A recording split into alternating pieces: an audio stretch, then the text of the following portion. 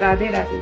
और जी आपका भी कर्मों के ऊपर ही है, कह रहे हैं कि हमने आपको एक प्रवचन में सुना था कि हर इंसान को अपने कर्मों का फल मिलता है। अगर माता पिता के कर्मों का फल उनके बच्चों को भी मिलता है, अच्छा हो या बुरा, नहीं, जीव को अपना कर्म भोगना होता है, संयोग बनता है, पूरा जाल बिछता है। तुम्हारे ये कर्म तो तुमको ऐसा पिता मिलेगा, तुम्हारे ऐसे कर्म तो तुमको ऐसा पुत्र मिलेगा।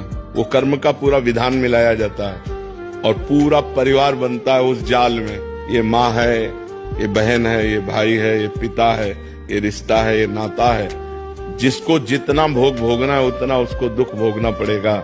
कर्म सबके उसमें मिलित होते हैं, तभी वो आकर उनका पुत्र बनता है, तभी उनकी माँ बनती, तभी उनका पिता बनता है। ऐसा नहीं कि केवल एक व्यक्ति का कर्म पूरे परिवार को दुख दे रहा है, नहीं, उसके भी कर्म उसमें जुड़े हुए हैं। पिता का पाप कर्म ऐसे पापी पुत्र को जन्म देगा जो जन्म से लेकर के मरण तक उसको नाना प्रकार के दुख ही दुख देगा।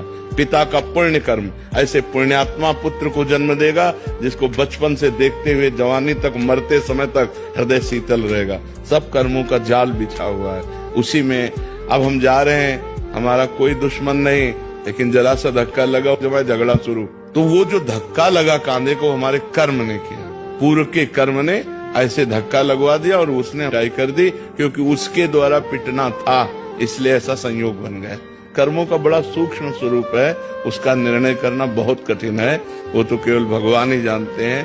सुनो भरत भावी प्रबल, बिलख कहो मुनिनाथ, हानि लाभ जीवन मरण जस अपजस विधि हाथ। वो विधान भगवान के हाथ में है।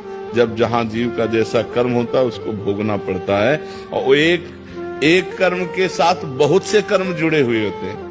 माता का कर्म, पिता का कर्म, भाई का कर्म, बहन का कर्म।